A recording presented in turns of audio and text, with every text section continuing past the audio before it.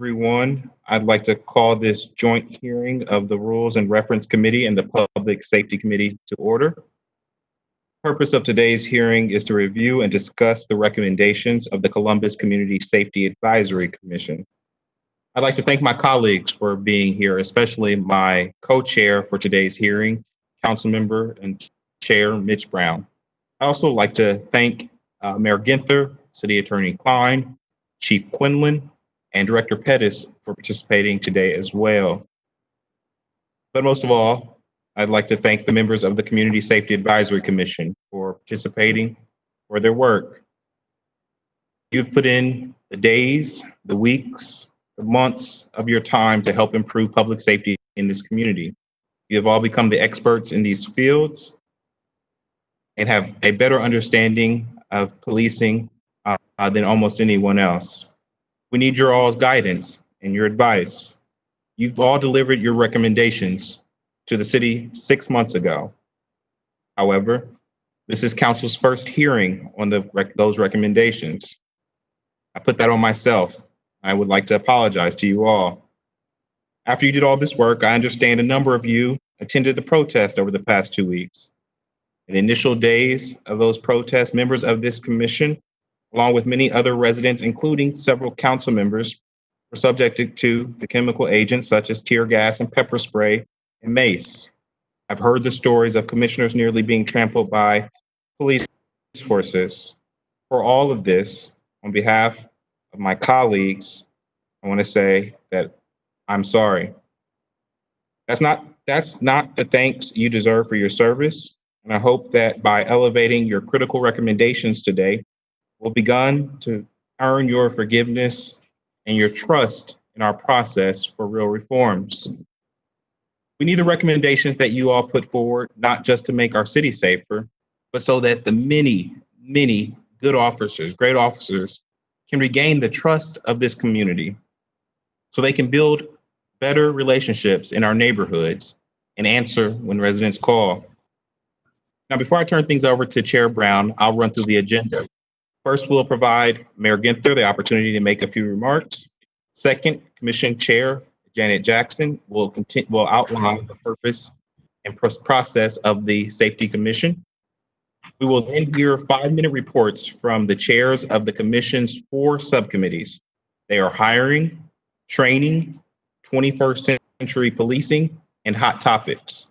We'll also hear from City Attorney Klein regarding concepts for reform. I'm asking that council members hold their questions until we receive all the presentations. Each council members will have a second of time to ask questions of the commissioners and the administration. We'll rotate in alphabetical order. After council members ask questions, we'll hear public testimony. We will have speakers testify for 3 minutes apiece, up to 3 minutes.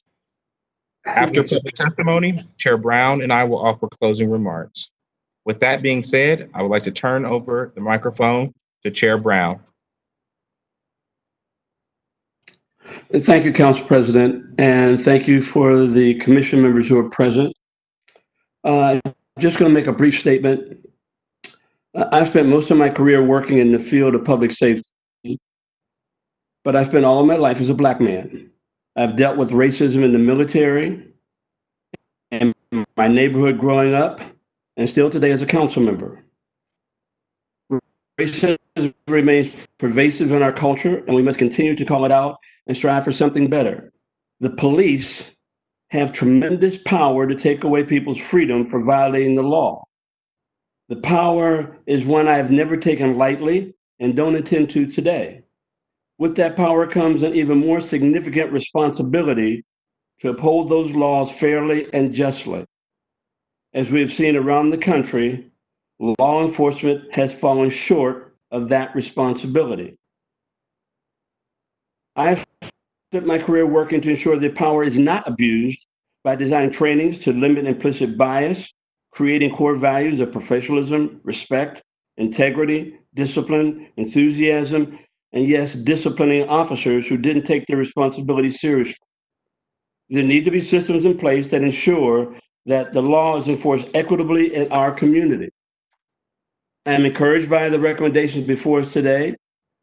I believe they get to the 4 pillars of improving policing, advanced and targeted training to limit implicit bias and reduce the use of force, increased engagement with community members to ensure a diverse division of police, accountability, and transparency. Commissioners, I want to thank the commissioners for taking the time to thoughtfully study the Columbus Division of Police and put forward these well-researched best practices to improve the division. I will use my position as a council member to ensure these recommendations receive the attention and financial support that they need to be successfully implemented. Thank you, Council President. Thank you, Mr. Chair. At this point, I'd like to recognize our Mayor Andy Ginther. Thank you, Mr. President and Chairman Brown, and to all the council members, the city attorney, the chair of the Columbus Safety Advisory Commission, Janet Jackson, and all of the commissioners. I want to thank you all for joining us today. As you know, in January, we received the recommendations of the Columbus Community Safety Advisory Commission. The Commission provided a total of 80 recommendations that reflect great depth, thought, and sincere desire to provide guidance on how to best address some of the greatest challenges facing the Columbus Division of Police in our community today. Much progress has been made on many recommendations. Some have been fully implemented. This year's Save the City address, I called out racism and discrimination that exists in every corner of our community. Black people in communities of color are angry, frustrated, tired, and even fearful about many things happening around the country and in our own city. As your mayor, it's my job to lead us to solutions. It's my job to confront racism where it exists and enact my plans to address it. Since the state of the city, we've declared racism a public health crisis and set bold goals to improve health outcomes and create opportunities for communities of color. We've continued this work and have begun implementing the Commission's recommendations even in the midst of a global pandemic.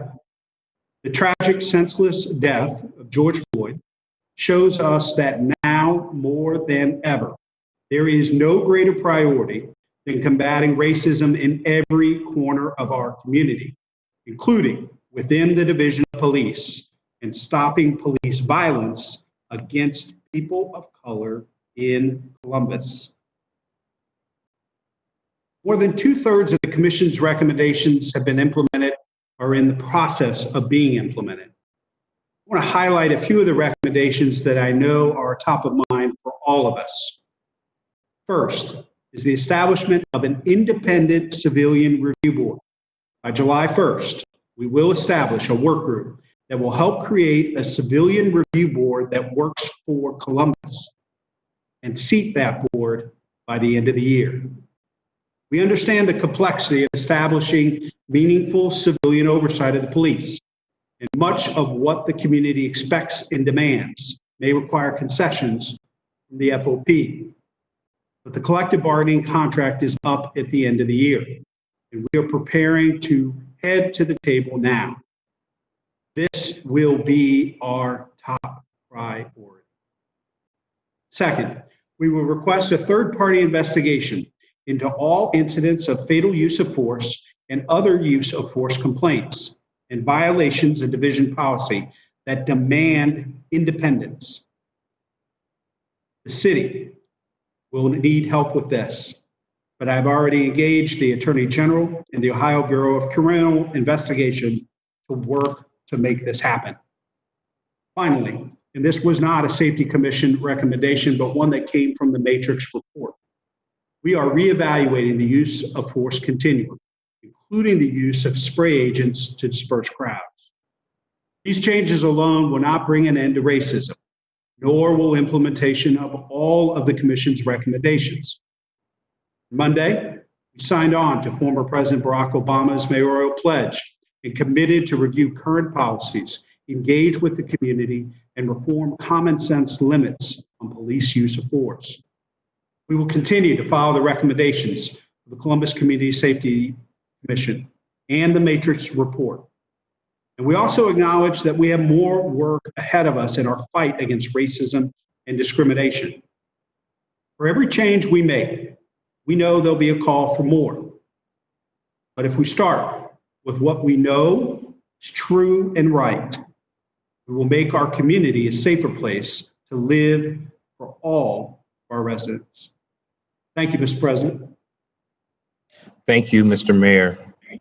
Next on the agenda, we will have the Community Safety Advisory Commission Chair, Chair Janet Jackson, share her opening remarks. Chair Jackson. Thank you, President Hardin. Thank you for inviting us here. The other members of City Council and to Mayor,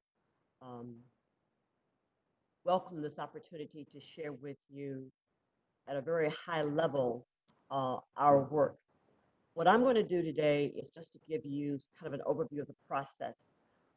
You will have reports from 4 of the subcommittee chairs. So if you remember, I believe that the mayor announced in November of 2017 that he was going to establish the Columbus Community Safety and Advisory Commission. There was an application process open to the citizens of this community. I believe about 134 individuals applied, and 17 of us were selected to serve on the commission. We are diverse in terms of our professions, our backgrounds, where we live in the community. Our first meeting was held on April the 12th. We were introduced to the community, I believe, in March of 2018. Our first meeting was actually April the 12th of 2018. We had a total of 24 meetings, including 2 public hearings, with our last in-person meeting occurring on October the 22nd, 2019. Working with staff support, both from public safety and the mayor's office, we generated a list of topics. The commissioners also added topics. And at those meetings, quite frankly, a lot of what we did was to listen from the experts, because our charge was to review the policies, practices, and procedures of the police department, not to investigate them. So quite frankly, there was a lot of time when we were just hearing from the men and women of our police department. But we also would bring in other experts in a number of different areas. We read a lot, including President Obama's 21st century report. We received the report, from Matrix. The commissioners were very active, very engaged. Again, many times additional topics, would come up. We were very respectful of each other. It was the commissioners who decided the 4 areas or the 4 subcommittees. We then were divided into work groups. Those groups would bring their materials, back to us. We didn't always agree on everything.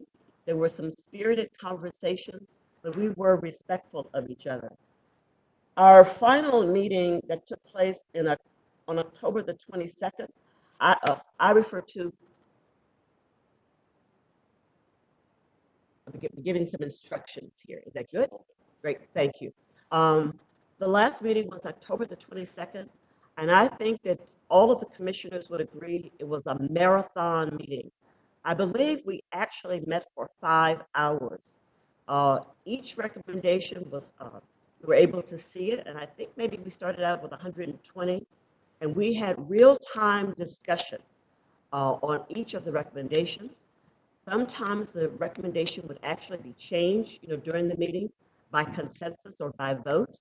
Sometimes, the wording was changed. But at the end of that meeting, I believe that we were satisfied with the work that we had completed. Of course, the report then had to be written for accuracy. And then finally, it was presented to the mayor in January. There is something that I have not said publicly before, but I feel that I need to say it today. This was an independent commission. Not once Did I get any recommendations from the mayor's staff or for the mayor himself as to what might be acceptable, what would not be acceptable? These are our recommendations that come from these 17 individuals without any intrusion into the process that we had. Thank you. Thank you, Madam Chair. At this point, we'll hear from the four commission subcommittees. This will not be a full outline of their recommendations, but rather an executive summary of their work. So first up, we have Andrea Morbitzer to talk about hiring. Commissioner, you have about 5 minutes. I think you're still on mute, Madam Commissioner. Better? There we go. Thank you. Thank you, President Hardin, for the opportunity to present at a higher level what our committee recommended. And it's meetings like this that I think demonstrate leadership's commitment to value the diversity of the department and to really hold those difficult conversations about what is necessary to create a department to ensure that department reflects the community in which it serves. And we found through our research and through the information that we reviewed and the people that we talked to that a lot of times diversity and recruitment processes don't work because of the lack of strategic planning, the lack of marketing strategies that are not current, and a selection process that may undermine itself and not be effective in nature. And that leadership such as today can help by defining and communicating clearly that there is an understanding and a value of a diverse agency and how that better serves the community. So I'd like to also add that the research and studies that we looked at included key themes. And those key themes are essential for a strong management of a viable recruitment and hiring process.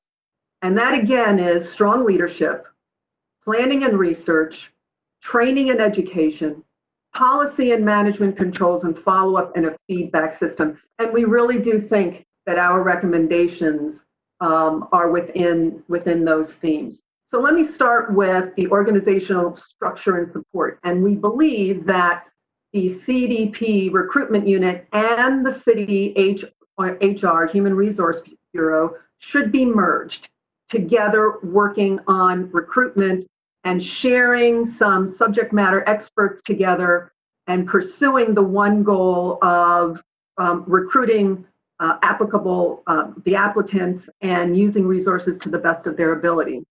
We know that there's certain laws in the charter, and sometimes the CDP recruitment unit may be a little bit isolated from that, and bringing them together makes a more efficient unit. And we think that human resources, by virtue of our conversations with them, can provide strong organizational support for those staff members. Coupled with that is the inclusion of a viable and realistic budget for that CDP recruitment unit, above and beyond the regular Human Resources Bureau budget, because of specific human capital and other resources that those officers and those staff members need. We think that in addition to sworn officers to be in that unit, the addition of civilian liaisons who are totally immersed in New American and minority communities be added to that unit. They can be a part of that community. They can be right in the neighborhoods and within the activities in those communities to further discuss, talk, recruit, and spread the message about why it would be a good decision for them to seek this as a profession. We believe that all of the recruiting materials need to be in multiple languages. We think that it would be helpful to have a referral incentive for those who encourage underrepresented minorities to pursue the Columbus Department of Police and assist with that pursuit.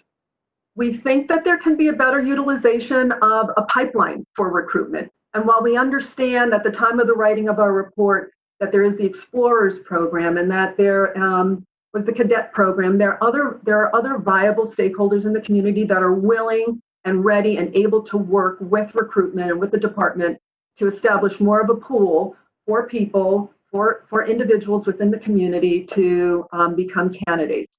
And then utilizing that pool, especially upon successful completion, and possibly look at how we allocate bonus points for those individuals. That's such a great incentive for young people to think if they go through this process, through these programs, that they then have the additional bonus credits to be considered and assist them with consideration for the department. We understand that to be a police officer, you must be at the age of 21, and that's good.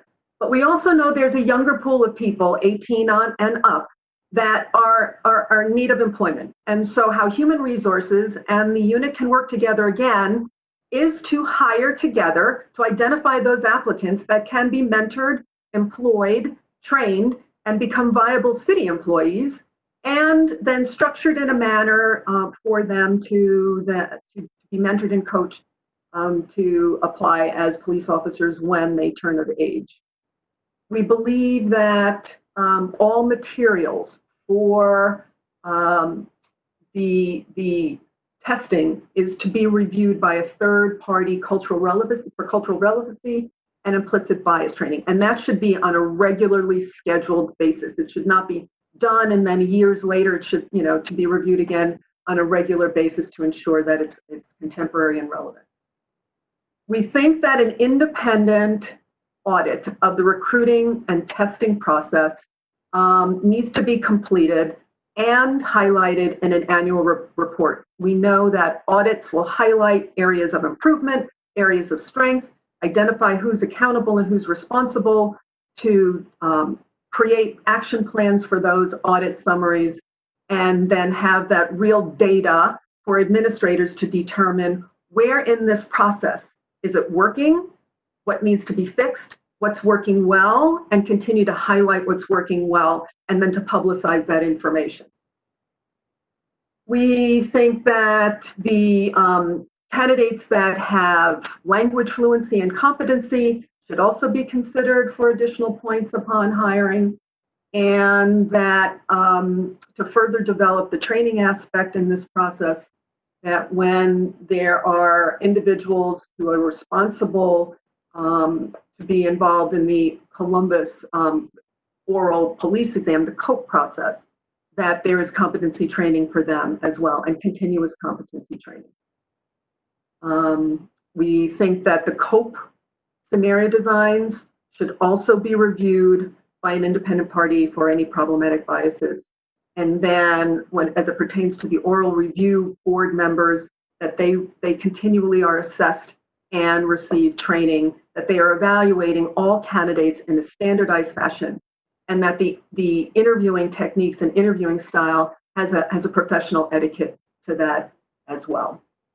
One of the practices that we consider that can be stopped immediately is to not use credit scores for applicants.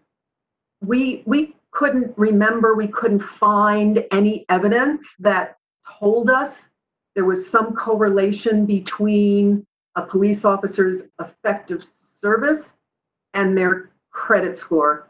And in fact, we think that potentially that credit score has a negative impact and a negative message for some individuals who may want to apply, but may have had some economic hard times, especially as we look at what's happening right now in our community. One of the most impacting reviews that we had was a consulting group, a small consulting group, that highlighted how to motivate existing officers, to be their best and to demonstrate positive behavior among officers in the ranks, or pursue the carrot as opposed to pursuing the rod. And so we think that and recommend that there be some type of mentoring process for new applicants who may want it, of those officers who are really good at what they do. And I can tell you, when I did my ride along, the officer that I rode with was outstanding. She knew her community, she knew the people that she serviced, she understood what was going on, she talked to kids, And I think that's the officer that we're trying to highlight and establish. And wouldn't it be wonderful if that is somebody that would be connected with a new applicant to further support, this is the behavior that we want in our community.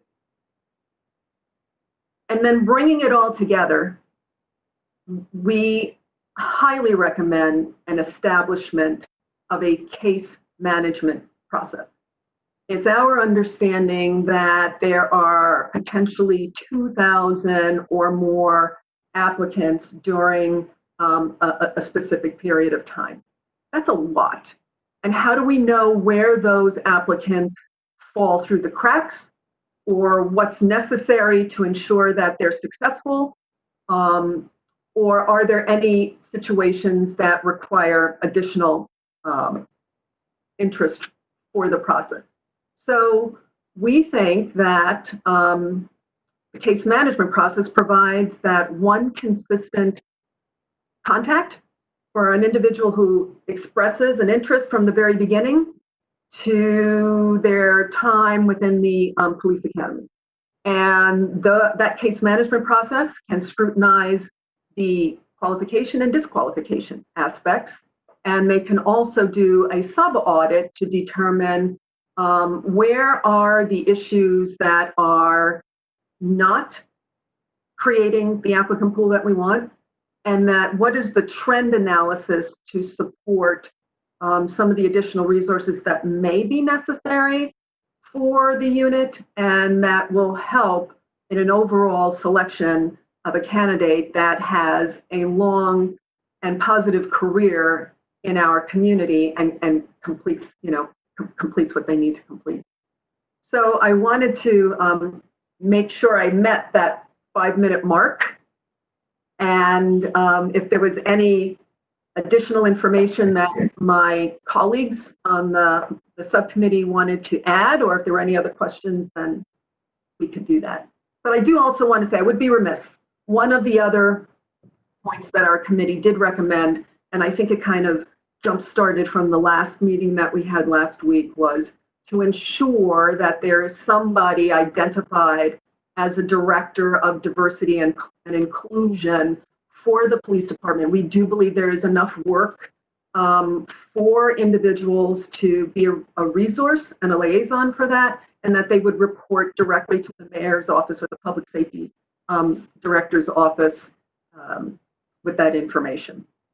Thank you so much. And again, whatever we can do to also establish that independent civilian review board, we are happy to help. President Hardin, Please. if I might interject for a moment. Great information, Andrea. You put us in your ball club, but you've gone well beyond the 5 minutes. So I would just like the other commissioners try to stick to the 5 minutes, because it's a very long agenda. Sorry, it went so fast. It's a lot of information, but now I think folks who weren't able to pay attention to the first meetings can see that Chair Jackson's a better manager of time than I. So I appreciate that. And thank you, Commissioner. And to my colleagues, we will have an opportunity not only to ask questions of the chairs of the different subcommittees, but also to the other subcommittee members as well during the questioning period. Next, we will have Commissioner Brooke Burns talk about the training subcommittee and their recommendations. Thank you, President Hardin, Chair Brown, and other members of City Council for the opportunity.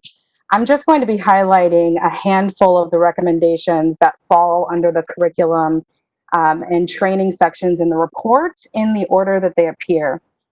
Even though it's already been mentioned by the mayor, I will bring to City Council's attention recommendation 19, which was to add and integrate specific language into the training curriculum regarding crowd control that specifically addresses citizens' individual civil rights, including the First Amendment rights to peaceably assemble and protest. We highlighted in our report, and the Matrix report also notes this, that CDP's protocol with respect to using chemical agents is contrary to that of other large agencies and is out of step with best practice. Notably, the city is now looking into the death of Sarah Grossman, who died a little over a week ago after being sprayed with chemical agents during a peaceful protest here in Columbus. Recommendations 21 through 23 of our subcommittee reports, all of which focus on the interaction between police and youth. When the training subcommittee reviewed the juvenile specific curriculum, and I'll say that our subcommittee looked at all of CDP's curriculum, we noted that the training about juvenile justice was specifically limited to U.S. Supreme Court jurisprudence on how to effect juvenile arrest, search and seizure, and interrogation. And while all of those things are necessary, it's really the social science and the brain science underlining those decisions that really should impact how law enforcement engage with youth and teens. For example, a teenager's inability to think through the consequences of their actions, their susceptibility to making rash and irrational decisions, and their vastly different responses to high stress situations mean that they are not going to respond the same way that adults do. And that police officers need to understand that and the implications of that when it comes to engaging with youth. So for these reasons, the subcommittee recommended that the Training Academy curriculum be expanded to include adolescent brain development science, the impact of trauma on the teen brain, and to understand how those should really direct youth police engagement. The subcommittee also recommended that police receive specific training on modifying de-escalation tactics with youth for these same reasons, and that the CDP develop a specific police youth policy that would direct protocol on how police officers should engage with children and teenagers. We also recommended that the CDP have a civilian subject matter expert in this area. For recommendations 24 through 29, each of those deal specifically with implicit and explicit bias and also cultural competence training.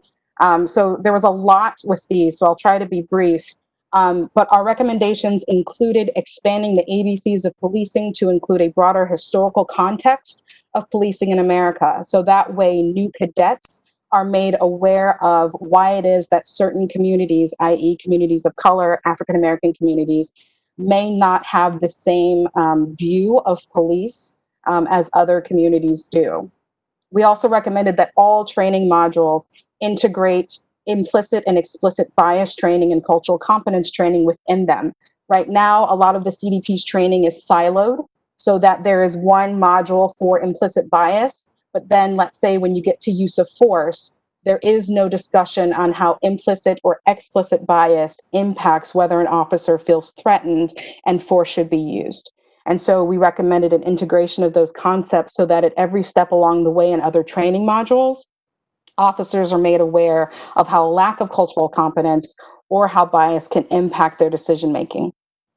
Our recommendations also included reviewing curriculum for instances of bias, for making sure that language, videos, and pictures that are used in cadet training are not stereotypical, they don't reinforce negative stereotypes, and that the CDP is inclusive about their language when it comes to ensuring that they're not labeling all people of color as bad guys, or when they are using videos or photos that are demonstrating either bomb or terrorist threat cases, that they are not simply using all photos of Muslim perpetrators, when we know that that is not true to what's happening in real life. Lastly, recommendation 31 is we recognize that all of our training recommendations, that some of them would have to require some changing of both OPATA requirements on individual municipalities, as well as the amount of time that it takes for a cadet to be properly trained. We submitted that the probation periods start later in the process so that employment rights don't vest before an officer is able to get all of the training that we think is necessary. I've hit my time, so thank you. No, thank you so much, Madam Chair Burns. The next commissioner that we'll hear from is Dr. Chanel Jones, who led the 21st Century Policing Subcommittee. Yeah, thank you for this opportunity. So for the 21st Century Policing Subcommittee, it was modeled after President Obama's recommendations when he put together a task force back in 2014. And so there were 6 pillars that were involved: trust and legitimacy, policy and oversight, technology and social media, community policing, training and officer wellness. So all of our recommendations centered around those 6 pillars.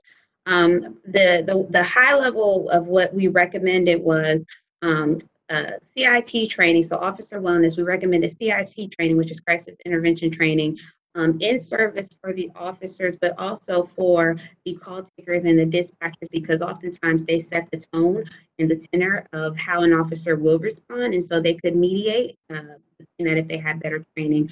We also looked at recommended incentivizing the mental health assessment and annual mental health assessment for officers, creating a calendar, a regularly publicized calendar of events so that officers are regularly engaged in the community and the community knows exactly what they're doing. So that way that can facilitate positive interactions. We also highly recommended that for all of Columbus Division of Police's initiatives, their training, things that they do, that they collaborate with an institution of higher education, especially so that way they can make sure they are using best policy and best practice in what they do. We also highly recommended that they update their technology. There were some issues between the current technology that officers use, how it's not integrated with other systems, and sometimes that officers spend more time with the technology than actually going out, meeting the community, meeting people where they are, and creating and establishing positive community relationships. Similar to the recommendation from Commissioner Brooks, and we also recommended expanding the probationary period so that it begins after the academy. Diversifying the ABCs of policing as well, so that all the bad guys are not labeled, or all the bad guys are not an African American or a person of color.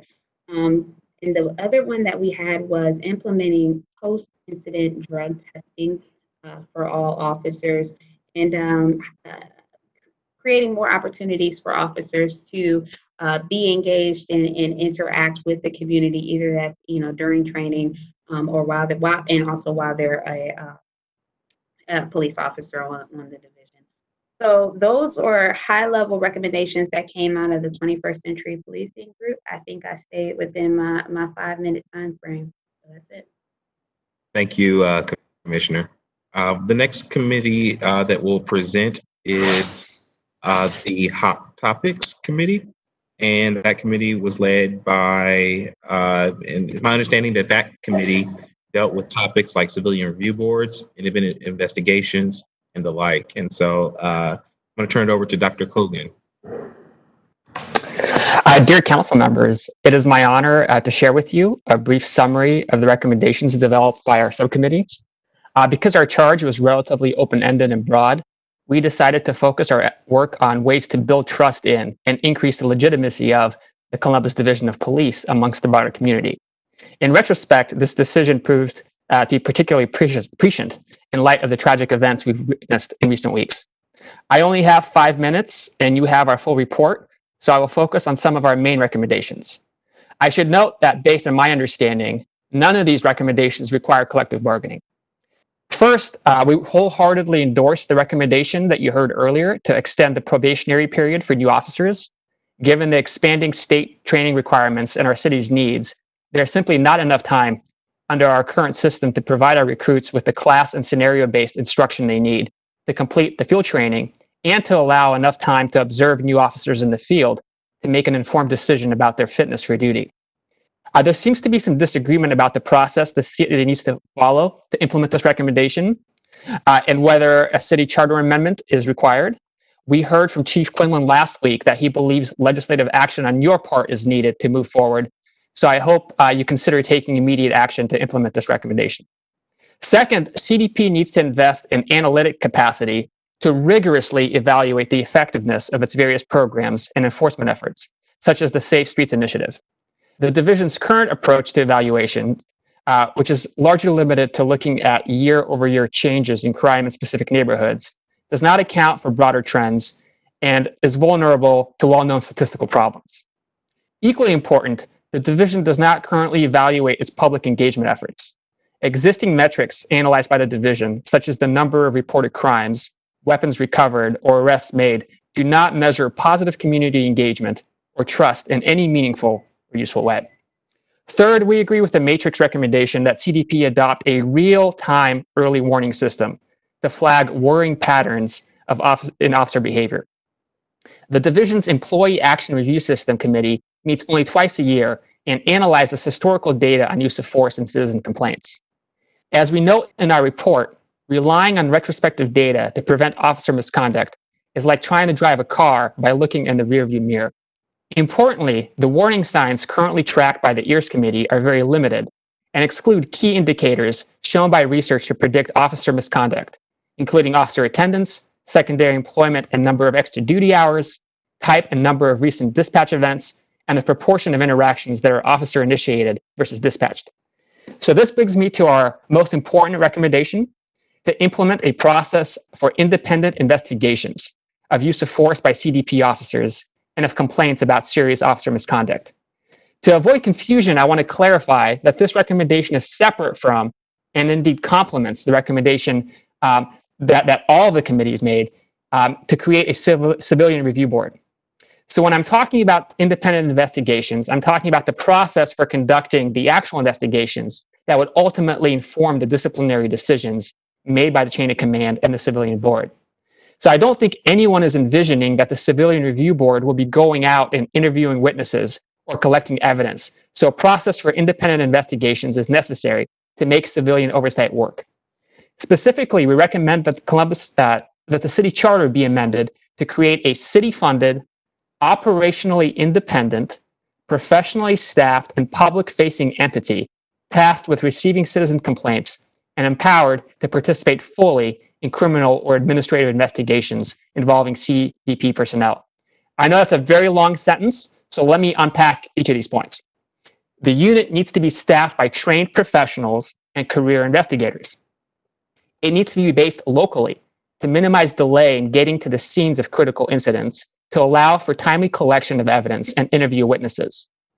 Investigators should be able to fully participate in all aspects of the investigation, including being present to interview witnesses, full access to investigatory files, and also have the authority to issue independent judgments or conclusions about outcomes of investigations or the process itself.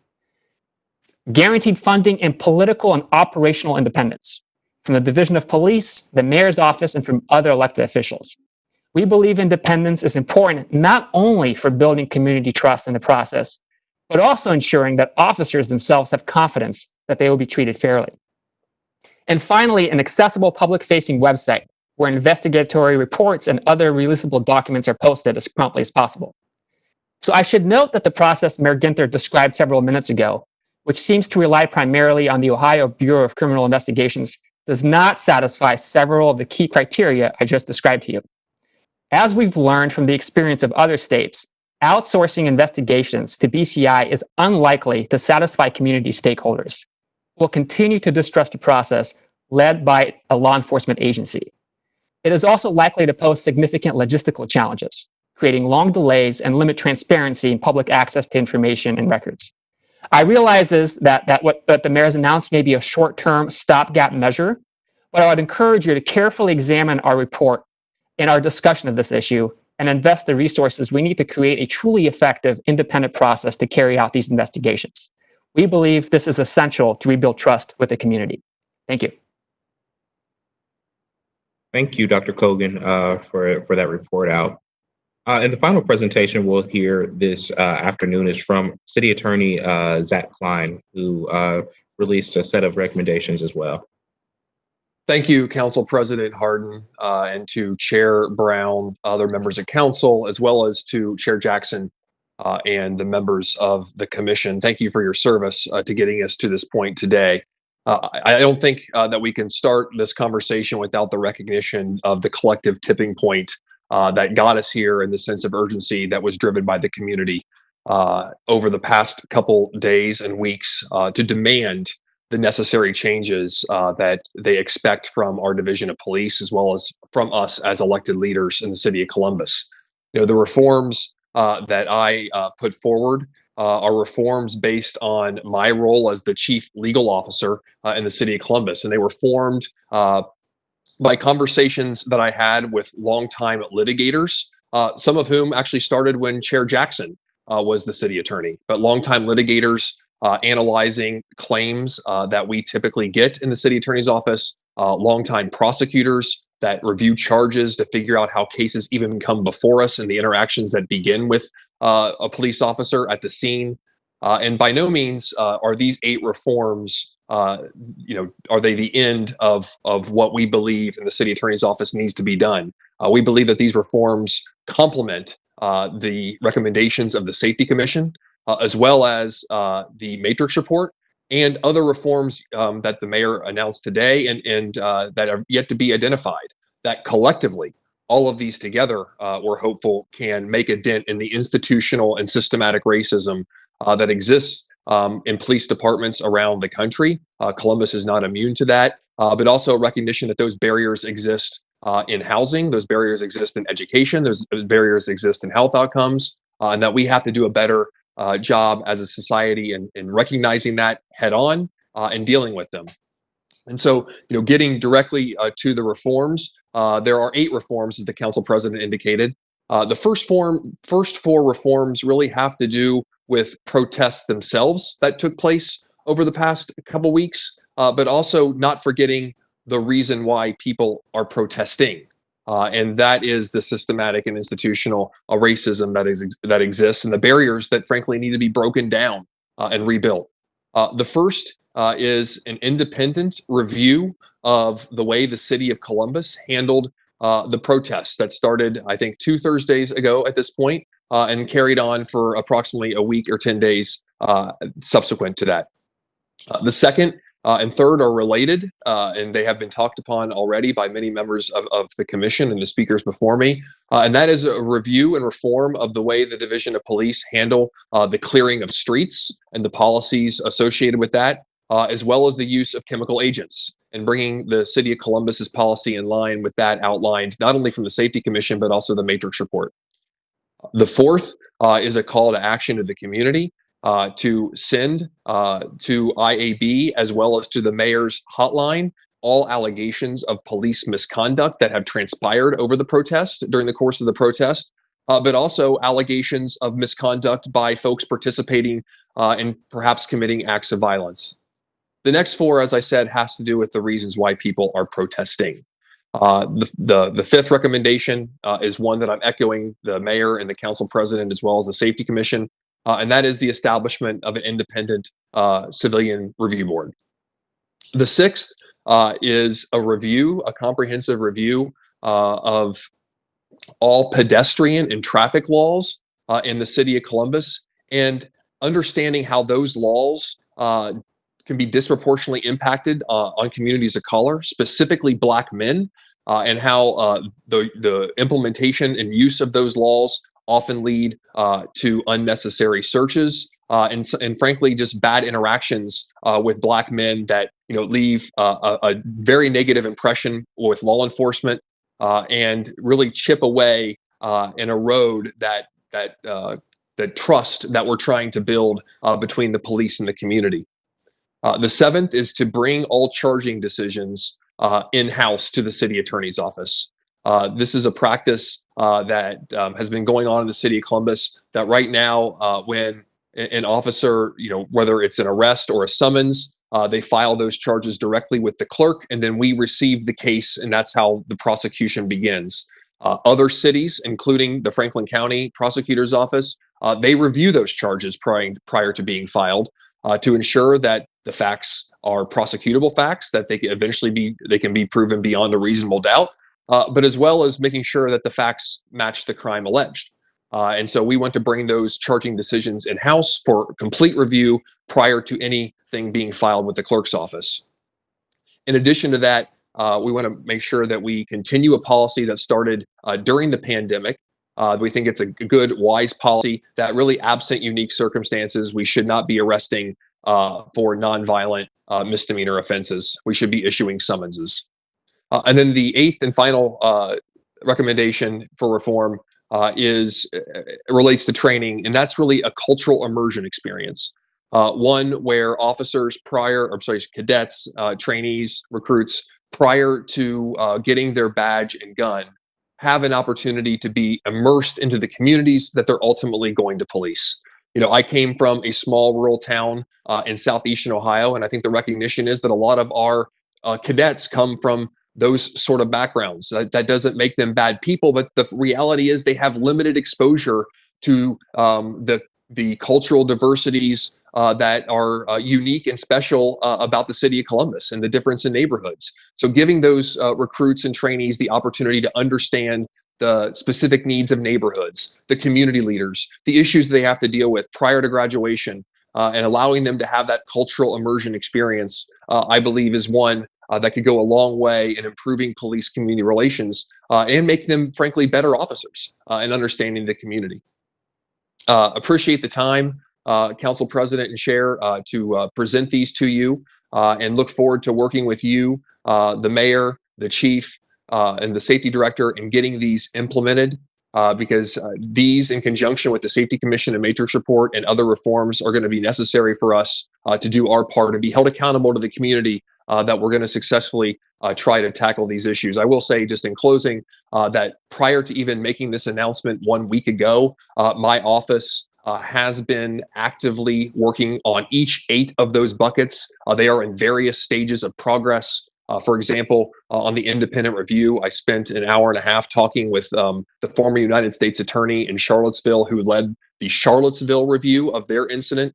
We asked, all the who, what, when, where, whys of how he did the review in Charlottesville, and I'm hopeful to within the next couple of days to be able to build upon what is necessary to do that review here.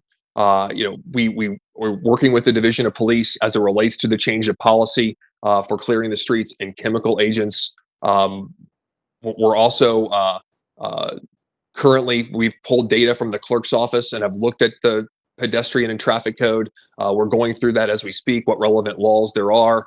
We want to obviously work with City Council, who's going to be the ultimate say in changing those laws. But I just want the council and the commission and the public to know that these recommendations are being actively worked on as we speak, and they're in various stages of progress. Happy to go in further if council members have any questions. Thank you, sir. Thank you, City Attorney. At this point, we are going to move to the question and discussion from council members. Because we're doing this virtually, each council member is asked to keep their questions within also the 5-minute confine and focused to the commissioners and the presenters. We especially want to hear from the commissioners and the subcommittee leads during this time. So I just request that colleagues keep their questions focused in those areas. Like I said, we're going to go around the dais in alphabetical order, which means that we are going to start with President Pro Tem Elizabeth Brown.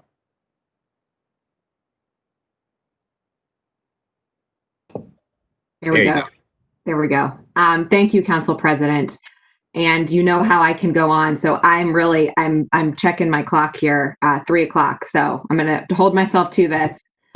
I want to start with just saying thank you very much to the commission members and Chair Jackson. The presentations themselves today were excellent, but more so your report was excellent. And our city is grateful for the time and passion each of you contributed. I know it was substantial. As I view it, the questions we're grappling with today are not just about policing. Really, our guiding question should be, how can we keep every resident safe? We should have a public safety operation which reflects that. And frankly, a public safety budget which reflects that. This means strong community policing standards, but it also means investment in non-uniformed roles like mental health outreach, violence intervention specialists, public health workers, and non-police related goals like safe, reliable housing, equal education, better wages, equitable access to food. These are all critical ingredients to answer that important question, how can we keep every resident safe? And more than anything, we need to invest in our youth. I particularly appreciate the focus. I know it's not a majority of the recommendations, but there is a clear focus in this report on recommendations regarding our youth population in Columbus. I know one reason for that is many commission members have invested time and passion and mentoring energy into our youth in Columbus. I want to acknowledge Ms. Tammy Fournier-Alzada's work in particular, fighting to change the juvenile injustice system in Ohio. Because youth are not just our future, they're our present. And we will never be able to make every resident truly safe without investing in our African American youth, who for too long have been over-policed and over-incarcerated and face the lasting scars of it. My son is 2 years old, pretty little. I'm well aware that despite my, I promise you, perfect parenting, that by his teen years, he will act out. He will do things I'm not proud of and he's not proud of. And society will largely view his bad behavior as boys will be boys. That's not a privilege that African American boys have. Our Black and brown boys in the city of Columbus are never given the space to be just kids the way that white kids are. I want to live in a city that's better than that. And in so many ways, that's really why we're here. So I want to thank the Commission for the Youth Services Unit recommendation and the specific recommendation on training our officers to deal with adolescents. I am interested in what the Commission has to share, whatever the appropriate person is, what the first steps that I should expect to see our department take in implementing those recommendations. If anyone has insight on that, I'd truly appreciate it. And I do have an additional question, so I want to, if we can answer that quickly, and I can do my next question as well. This is Brooke Burns, and I will say that that is why we coupled with that the expansion of subject matter expert. Right now, the subject matter experts who are tied to the juvenile justice module of the CDP curriculum are not sort of the folks who work with adolescent development. And so I think that's step one, is getting that person in the door, because there's a lot of information out there that I think officers need to be trained on. I think step two then is getting an official adoption of a youth police interaction policy. There's a number of cities throughout the country, most recently even Cleveland, that have started taking steps towards that to ensure that officers are engaging with youth in ways that are developmentally appropriate. Great, thank you. Thank you, Brooke. I would just add to that, and let me say thank you for focusing on what is most important, our young people. Currently, we have young people that are being incarcerated and are in jail right now. Many of them are in court today. I've been hearing from them before judges. What we've done to our young people in this crisis, not even thinking about the long-term effects of policing in their day-to-day lives. And so we have a unique opportunity to change that right now. And so I'm grateful that we raised this issue. Brooke, thank you for your amazing work, and others on that subcommittee, because it's too important. A lot of what these subcommittees have done is hard work, and we know it will take time to implement, but there are things we can do right now. And one thing we can do is protect our youth. We must. These are children that we put in jail. Parents don't know what to do. I've talked to 4 children today that were in court, young people, and let me be clear for everyone that is listening. Youth is tool that from the time they're born, Brooke can help me with this, until they're 25. That's a definition of youth in the juvenile justice system. And so we often think about our youth as, oh, they're 18, they're grown, send them to. We have 25 and under youth right now in court right now just being processed with no one supporting them because we've criminalized them for exercising their First Amendment right. Thank you, Ms. Tammy. Thank you. Thank you for your focus on this. I also want to thank the Commission for the focus in particular on these mobile crisis response teams, if I'm getting the terminology correct, and specifically highlighting that they are an important ingredient in responding to, public safety issues, possible dangerous issues in our community, getting people who are non-uniformed, but who, getting our officers more training in dealing with mental health situations, but also just putting non-uniformed people in the mix who are experts. I noticed that the report highlighted this is happening in our department already, but not at the rate that it needs to. So unless there's an additional comment on it, I just wanted to take the opportunity to underscore how important I think that is. And again, getting people safer. It's not about policing more, it's about getting people safer. And then my last comment, because I have gone over my time, is I just want to express my severe disappointment in the really the department ignoring so far recommendation 19 to everyone's detriment. These last 13 days have shown us that we need to think differently about how to keep people safe in a time of unrest. We saw that when we allow free speech and free assembly to occur unhindered, we actually do better at preserving public safety. Recommendation 19 pointed this out explicitly. The Matrix report also pointed it out. And this is a recommendation that should be implemented without going through the collective bargaining process. I know folks have brought it up already, but this needs to happen. And what happened in many cases last week simply should not have. We weren't flying blind and we knew better. And I expect some action from the department to understand how we quickly change protocol. And thank you, Council President. That's all my comments. Thank you, President Pro Tem. We'll go to Chair Mitch Brown.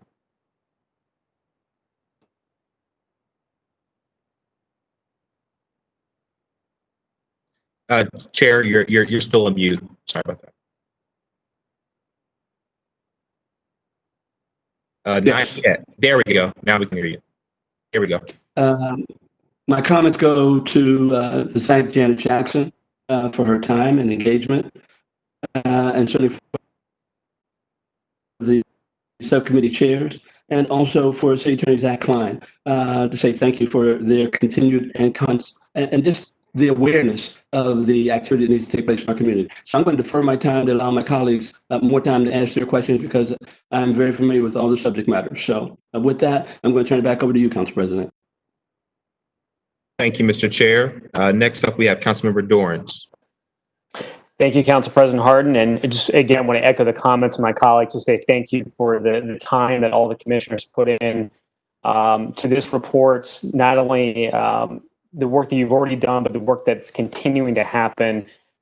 We owe a lot to our community right now. We already owed a lot to our community. We owe even more now over the past few days, and certainly the conversation that has been started nationally that is here in Columbus, and rightfully so.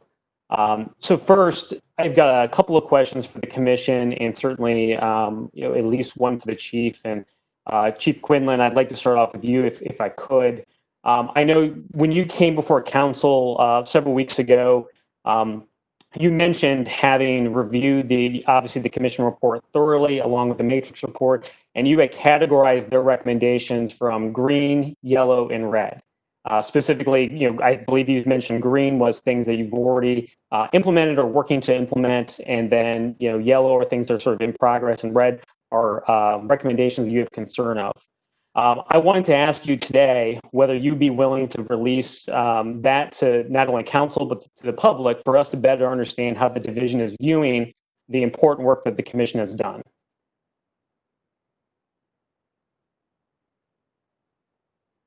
Can you hear me now? Yep.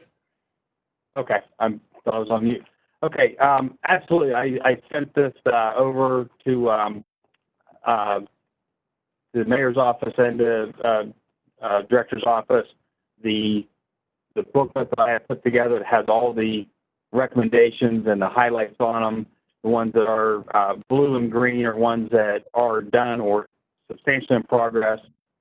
Some that are in yellow are ones that are out of my authority, something that requires a legislative or civil service change. And then the ones in red are ones that I'm waiting for more direction or more opportunity to have input into. So I have those all broken down. I can email while I'm sitting here over to you so you see both the matrix and the 55.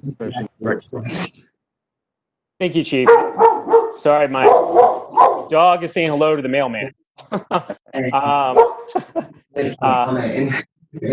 So, Chief, again, the reason that I think it's important for us to be transparent is that, especially when we're talking about recommendation 19, I think it's important for us as a community to understand where the division is at right now, and where, as both elected leaders and as a division and a leadership in the city, need to push folks towards. So I think this is an important piece of transparency for the important work that these folks did to make sure that it's understood what has already happened and where we need to go from here. So I think for committing to do so.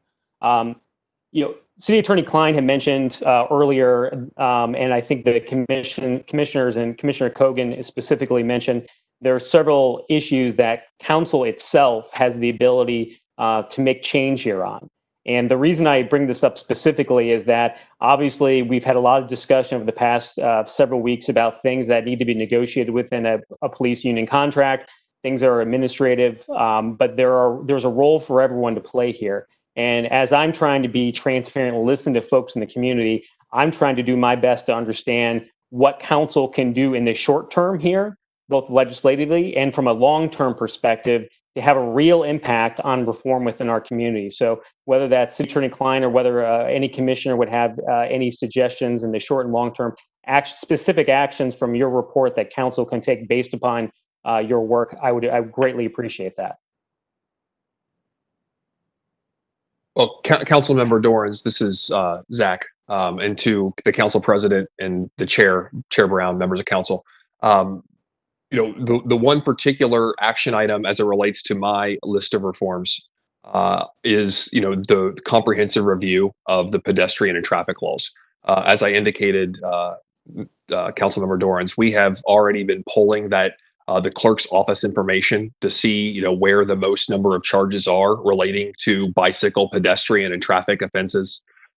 We want and believe there should be a hearing component to this as well, to hear testimony from members of the community about their interactions where they believe those, that they were perhaps biased, and the subsequent searches that are related to some of those offenses, some of those traffic, pedestrian, and bicycle offenses.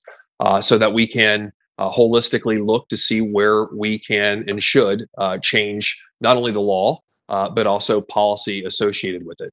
And so obviously I need to and will continue to work with the chairs of the respective committees as well as the council as a whole to ensure that we can make the important changes. This is out of my 8 reforms suggested, some of them are Columbus specific.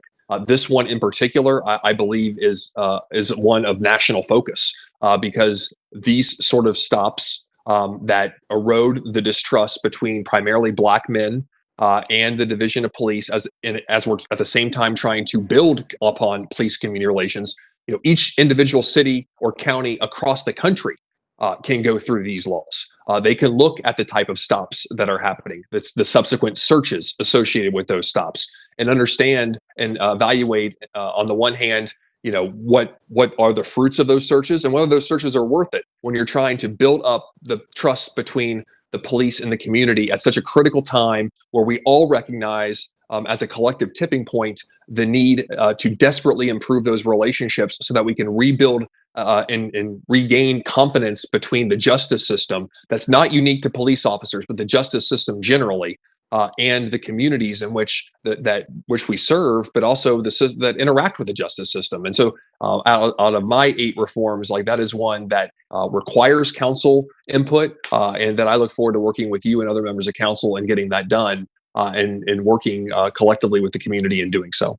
Thank you. I would just add to that. So if the foundation of our work, and we talked a lot about this in the commission, the foundation of what we're trying to do, the number one pillar in President Obama's report on 21st century policing is restoring trust and legitimacy. So that should be always where we're starting. And so that starts with transparency. Chief Quinlan, if there is a report about the things that, and on several calls you've mentioned that there is a report that, and even during our last few commission meetings, you said that you had began to implement several recommendations from the Matrix report as well as the commission's report. And so my recommendation today for all of us, so that we don't work harder but smarter, is that we bring that stuff together in one report. So if there are things in the Matrix report that you have already, I know you said again and again in several meetings, you begin to implement things from the Matrix report. You're now saying that you're beginning to implement some of these recommendations. All of that needs to be compiled together and presented to this body or the governing body that will make the decisions about how we can prioritize and move forward, because we're chasing our tails. There's a lot of work that has been done. One of the things that concerned me most during the commission was that we never heard from the FOP. I know that they presented to the Matrix people, but this commission never heard from them. And so we want to work together. We want to know what can we do to restore trust and legitimacy. And that's where we should start. And then we can talk about what's the process, what is possible, and those types of things. But until we see these reports, and not just us on the screen, but everybody in this, all of the citizens of this great city need to know that we are committed to restoring trust and legitimacy. Yeah, Councilmember Dorns, I guess I'll just add one last thing. I think the issue of the probationary period, that is something that emerged from each of our subcommittees. And from our meeting less than a week ago, it sounds like Chief Quinlan thinks that this is an area where legislation from council is needed. So I don't have more details, but I would certainly turn over to the chief. But I think that's one area to look at because it seems like an important issue and a really urgent issue. If I may weigh in, this is Zach on the probationary period question. We are actively in conversations with Department of HR as well as Civil Service to clear that question, give a definitive answer of what the appropriate body, whether it is the council or whether it's something within civil service. We will have that answer soon, and we'll be ready to act upon it accordingly. Thank you, City Attorney Klein. And thank you, commissioners, for weighing in on that. I think one of the things that I've been trying to be focused on, I think most of council, is to play our part to move the ball forward, to help build what we need to build in our community to move us forward. I want to make one last comment before I turn it over to my colleagues, and this is for folks that I doubt there's many out there, but we have so much work to do. This is a quote from the Matrix report about the survey that they took of CPD personnel. Quote, the internal employee survey showed that overall 29% of respondents witnessed discrimination in the past 5 years, and 20% have personally experienced discrimination in the previous 5 years. But 70% of respondents who identified as Black saying that they have witnessed discrimination, and 30% of respondents who identify as Black stated they have witnessed an officer discriminate against a member of the public. I think the time is now for us to take that as seriously as we possibly can to move reforms forward. These are our own folks internally saying we have a problem. And I know there's folks that want to change that, and I know this group is fundamentally with us to help change that culture. So just the commission want to say thank you for your work already and for the work moving forward, and I will defer back to Council President Hardin. Thank you. Councilmember, before we move forward, I just want to add something. This is Matthew McChrystal to what Tammy was saying, and it ties in. As we look at the reports, I agree with the transparency. I know the chief mentioned last week that he's been working on something, trying to get that transparent, whether it's on the website or elsewhere. I think as simple as it is, if we mix the Matrix report, the commission report, and what Zach Klein is working on, and then very simply just a standard chart that says what's assigned where, whether it's CDP, the mayor's office, council, city attorney. So not only does it show who's assigned, but also then it allows you to track publicly. One, that answers your question originally of how do we move forward and keep visibility on this, but two, what assignments go where. There's few things that fall to the Columbus Division of Police. FOP was brought up, public safety. I think a simple chart, most likely posted probably on the mayor's website, since that's at least who this commission reports to, would be the visible place for everyone to see in real time as those are updated through the community or in the community. Thank you, Commissioner. I want to make a note on this question and the recommendation and the ask of the police chief. In my conversations with the mayor this week, this was a specific request, and they agreed to work to get that turned around quickly in terms of a forward-facing dashboard where you can literally see these things moving and where they lie. And so I know that is in progress. But to your point, Commissioner McChrystal, and to Commissioner Fournier, transparency and legitimacy is the critical first step. And so I know that they are working towards that. And thank you, Councilmember Dorrance. I think actually your last point is salient, and we need to keep that forward in mind as well. That folks, both police and community, are saying there is a need for change. The next council member to have questions is Councilmember Favor. Councilmember, the floor is yours. Thank you, Council President Hardin. First, I just want to extend my appreciation to the Commission for the time and energy that you all committed to seeing this report all the way through. We are internally grateful for all of the work that has gone into providing us with such a thorough document to reference during this time. So this first question is directed to Commissioner Burns and Commissioner Jones. Given the civil unrest that our community has experienced over the past 2 weeks, would the priorities of your recommendations change at this point? Or anyone who would feel free to answer the question. I'll go ahead and answer the question, Councilwoman Favor.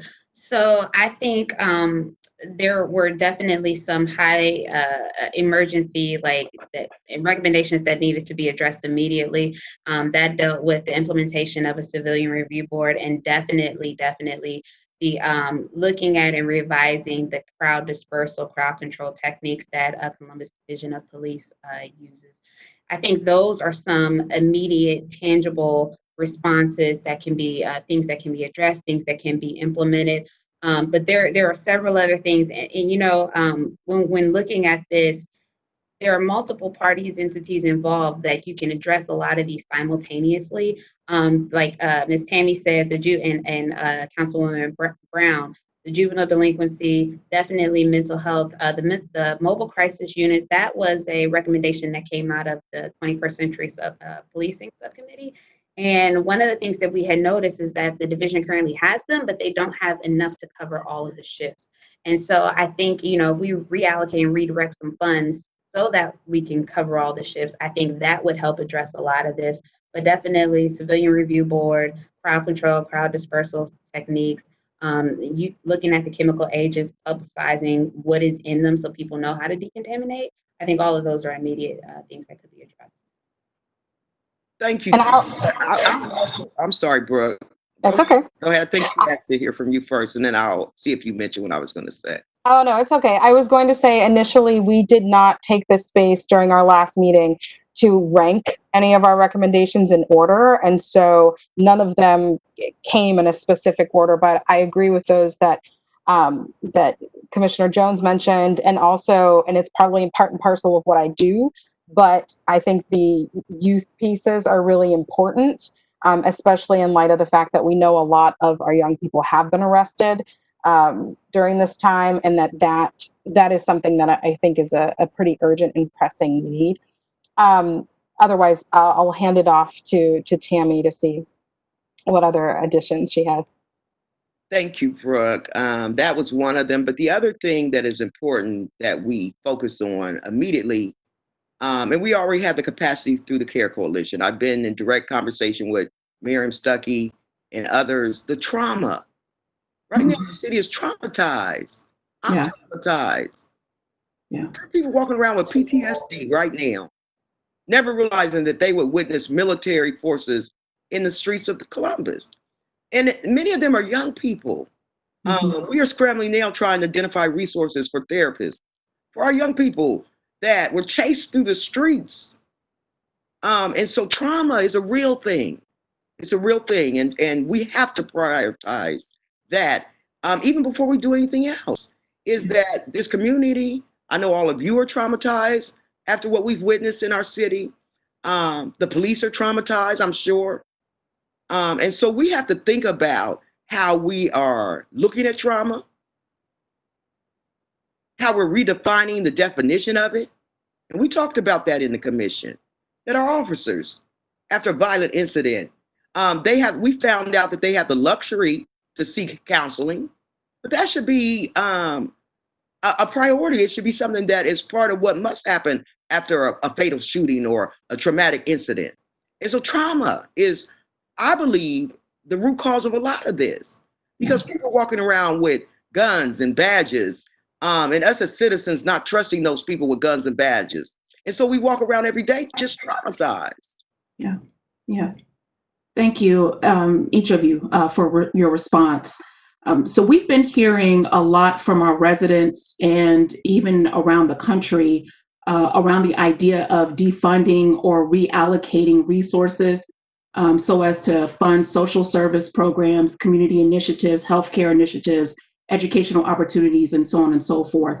And so as the commission, as you kind of take a step back and look at the work that you all did over the past 18 months-ish or so, do you all feel that we need to reallocate resources in such a way to curb the over-policing of some of our urban communities? Could I respond to that really quickly? I think when we were, as commissioners, looking at some of the statistics of what police officers, what kind of calls that they get on a regular basis, there were huge numbers of domestic violence calls and huge numbers of suicide calls. Mm-hmm. And I know that the Department of Health gets those numbers, but I think that we do need to make those statistics a priority in how we address things, so that we aren't just taking money and throwing it at certain things, but that we're very strategic with how we're going to deal with it. I think that there's, they talked about hot zones for particular types of incidents. I'm sure there's hot zones for domestic violence. How can we get money into those areas and be able to provide the services that need to be provided? The same with people who are suicidal. And I think also that, when we're talking about like recommendation 19, one of the things that I wanted to say is we miss a golden opportunity to really build trust in the city of Columbus. When our police force shows up in riot gear, people are going to live up or down to your stated expectations of them. And showing up in riot gear is a stated expectation of the crowd. And I have participated in so many different marches and demonstrations and festivals, either as a first aid person or as a civilian security person. And what I see is when police officers show up in their normal uniforms, everyday uniforms, and they are there to protect the people who are exercising their right to free speech, it brings it down quite a bit. And it's much easier to disperse a crowd, to say it's getting late. The officers here are going to help escort you out of the city to make sure you get out safe. The officers are here to make sure that nobody's coming in to start trouble. And there were people that came in to start trouble on purpose. And we know that there's, a lot of racists in the city that want to see this turn into a huge riot, and we'll try to ratchet it up. And the more peaceful we're allowed to be, the better. And in that, as a volunteer medic, I wasn't at the protest. I had an emergency in the family, but I did see an awful lot of live feeds, and I talked to my friends who were medics that were there, who had tried to ask a question of a police officer, like, how do we get out of here? And were sprayed with pepper spray. There were medics who were threatened with arrest simply for assisting people. When you use pepper spray to try to disperse a crowd and you want them to leave, somebody's going to have to flush their eyes out so they can see where they're going. So, taking away water, I saw police officers tearing up backpacks of medics. We put our own money into this stuff, into our first aid supplies. And if I tried to do that to somebody, I'd be arrested for destroying their property. So it looks like police are allowed to destroy property and break the law when it suits them. And so recommendation number 19 needs to be a top-down emergency, that we approach people exercising their right to free speech completely different than what we saw over the past couple of weeks. Going back to your question on the issue of reallocation of resources or defunding, City Council recently passed legislation that says that racism is a public health issue for our city.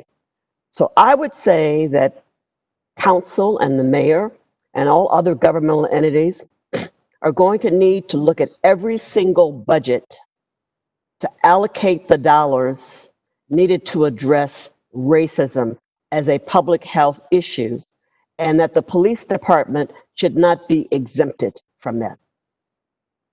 Councilperson Favor, I would suggest that we be cautious about being knee-jerk about defunding the police department. Columbus is the 14th largest city in the United States. The criminal justice situation is very complicated. I think if we're going to look at a funding scenario, it should include funding those services that we really need to fund. If there is reform that's needed within the Columbus Division of Police, then by all means, that's what we should focus on. But funding, I think, if you're going to go down that road, you really need to check in with criminologists. You need to really have the science of how that can work and what the pitfalls might be from just responding to a movement of sorts, without having the science to support it. Let me real quickly, and I'm going to try to be brief. So there's an international conversation right now. I just finished an international with Al Jazeera on this subject interview. And I know people, that word defund is scary for all of us. We're talking about a transformation of a broken system. And maybe people can hear that better than defund the police. All of us on this call came to this committee knowing that our system is broken. All of us. Mm-hmm. And part of my frustration in the committee was the fact that we wouldn't acknowledge that we have a broken system. And so I'm on calls now with people from around the country, even in Minnesota, and national leaders that are having this conversation. I didn't label it defund the police because I came before this body and this commission talking about a reinvestment in the things that matter. Right now, education is being cut. We're in a public health emergency. Everything is being cut. And so it makes no sense for 80% of this city's budget to go to police. And so now I'm willing for us to examine and discuss and use real-time data. I have experts that are willing to help us look at it, because it makes no sense that our schools are failing in this city and we're giving 80% of the budget to the police. I've been to their beautiful, luxurious training academy. I learned on this commission that we train officers from all around the country and all around surrounding areas of this city. We don't have the money to do that right now. Reduce the budget and invest it in our future, our children, and our communities, if we're truly committed to addressing, and most importantly, to racism as a public health crisis right now in this country. And so I understand that we want to be the best. I understand we want to have the best equipment. I understand we want to have tanks. But no, I don't understand that at all. But what I do know is that we can be wiser about how we spend our taxpayer dollars to allow all of that weaponry to be rained down on the heads of its citizens is unacceptable. Councilmember Favor, if I could just jump in really quickly. I think Mary made a really excellent point that, that certainly I saw on my ride along, that a lot of the functions that we ask CDP to do are really not law enforcement functions, whether it's dealing with mental health, whether it's dealing with addiction. I think that's a conversation that we need to have about, if we were to reorganize the system, what is the best way to provide those services?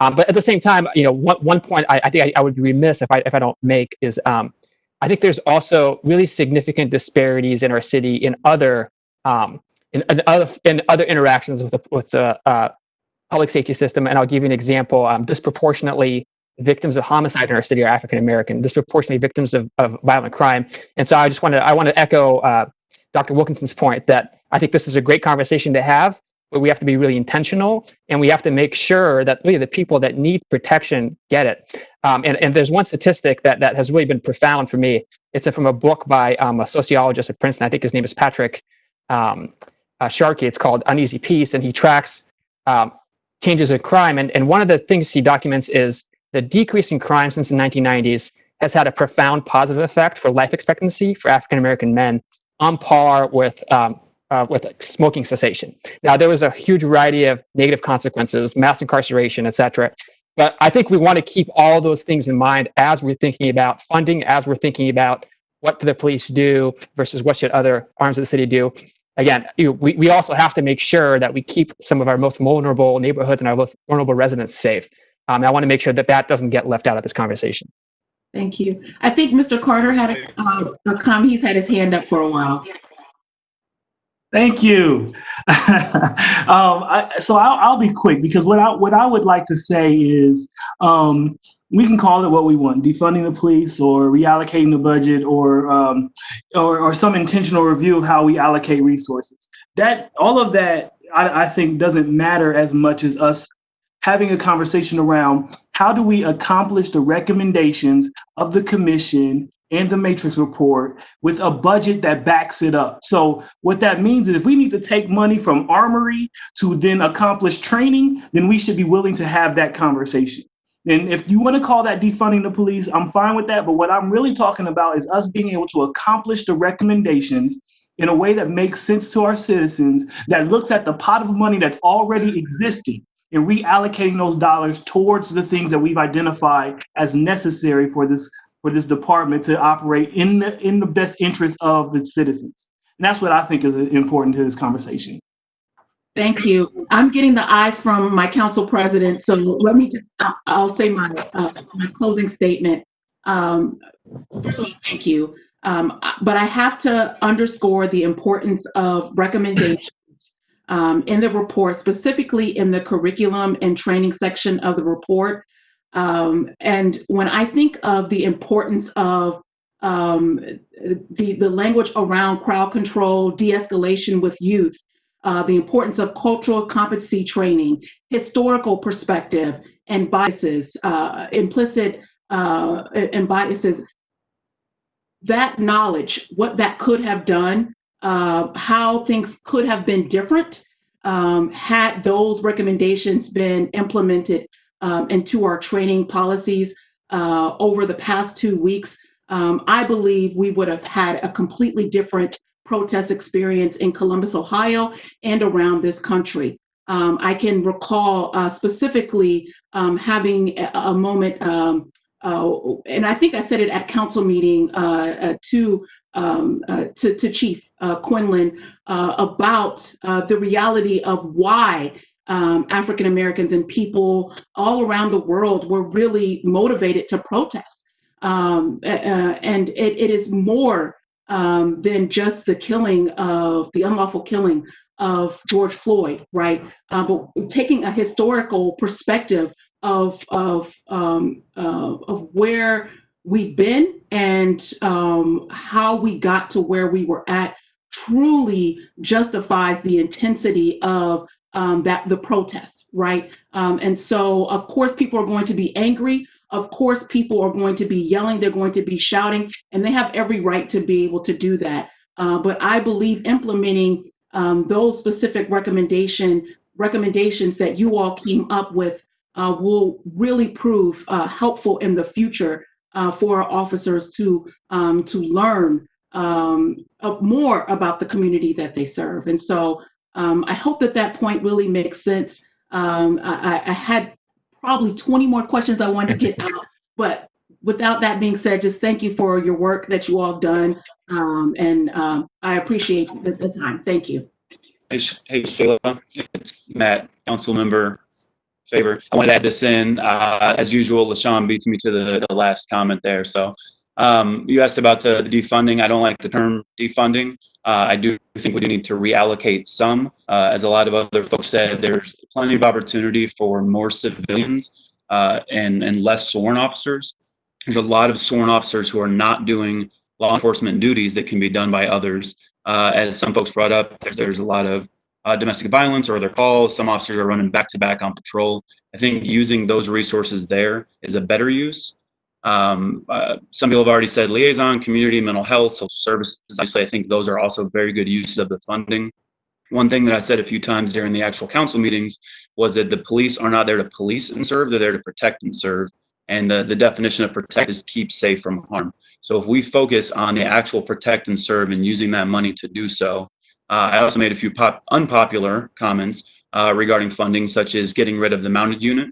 I don't think that's a valid tool anymore, the horse patrol, and even going as far as considering getting rid of the helicopter unit.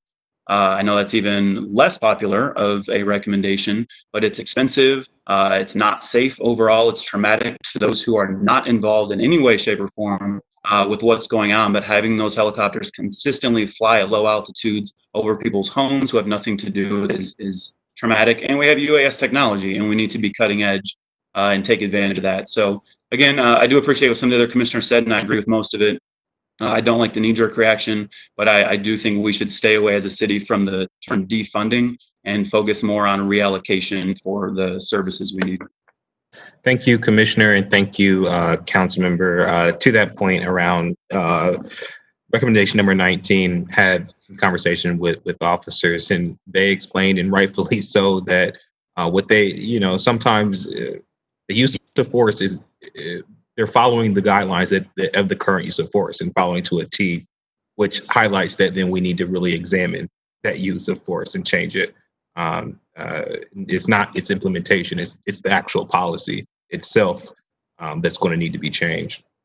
The next council member to question is Councilmember Remy. Thank you so much, Council President Hardin. I'd like to thank the mayor and the chief for their attendance today, and certainly my colleagues, for Chair Brown and all of my colleagues for being in this important hearing. But most importantly, I'd like to thank the commission and Chair Jackson for all the work that you've put in thus far, and certainly the work ahead of us. I really do look forward to implementing the work of the Safety Commission and the Matrix Report, implementing that and doing the work that we've been elected to do. We've received over 3,000 emails in the last few days requesting action, and I'd like to thank the community for their outreach for those emails, and they're certainly not taken lightly. As chairs of the Civil Service Commission and that department, we're prioritizing those recommendations that fall under civil service. We've been working on those goals throughout since the report was issued, and feel that items such as credit scores absolutely needs to be changed, and look forward to that work ahead. We've had a lot of discussion. I'm one of the people that believe that the budget needs to be prioritized to reflect the values that we have as a community, and also as based on the recommendations that we've seen put forth, programs such as the REACT program that CPD is involved with, this the Rapid Response Emergency Addiction Crisis Team. Those types of programs need to be expanded, and those are the type of collaborative work that needs to be done, so that again, police can provide safety and make people feel safe within the community, but there's also the services out there that are available for those in need beyond being safe. I'd be interested to know what some of the soft skills training that are currently required for officers, how much training is required ongoing, because I think that this is a big opportunity for the department, beyond just implicit bias and racial sensitivity training, conflict resolution, critical thinking and observation, building trust, active listening, empathy type training.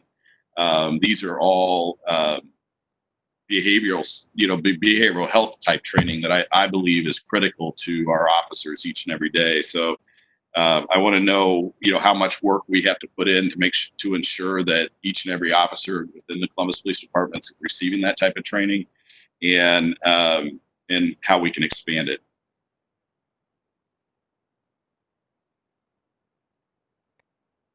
Sir, that's a good question. I'll definitely look to the subcommittee, the training subcommittee I was on, to answer or elaborate on some of this. But I think one of the pieces is not just one, getting the training and getting the right training out there. That also goes to some of that reallocation of funding, right?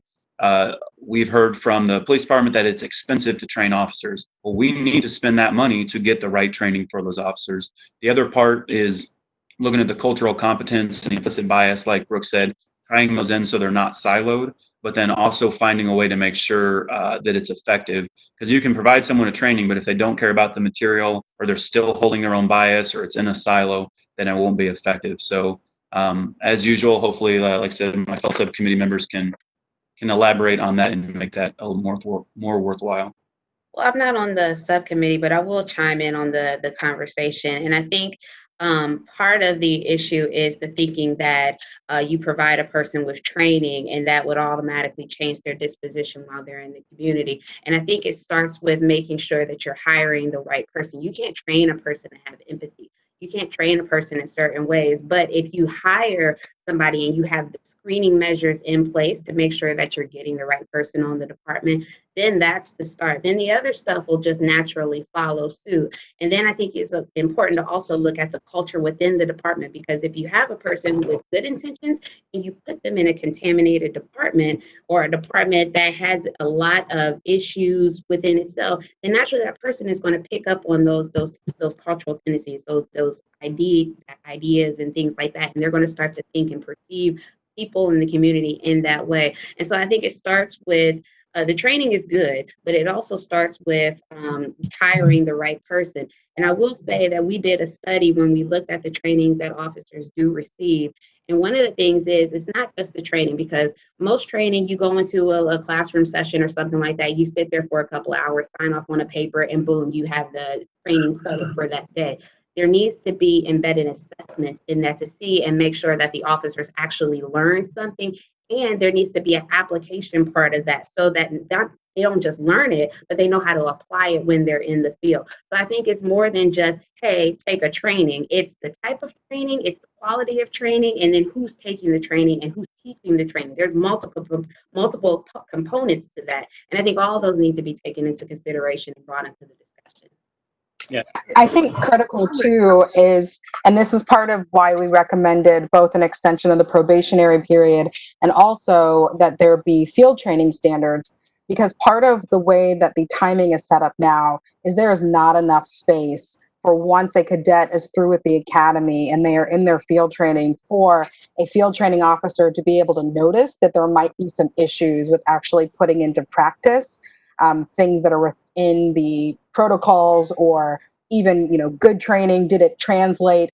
There's not enough space for supervising officers to be able to see if there's an issue and then address it before employment vests. And so that is a big component as well. It's so cyclical, but one huge thing is that there has to be space and time for there to be corrective action before a cadet becomes a officer. I'd just like to build upon that as well. And so, build upon what Dr. Jones was saying. And yes, it is critical that the proper person be hired, screened and hired. But I think the Matrix report also captured the essence of quality supervision and appropriate and adequate supervision. And I think that that's a layer that if officers in the street don't get that immediate evaluation and feedback, then we know employees will do what they're allowed to do.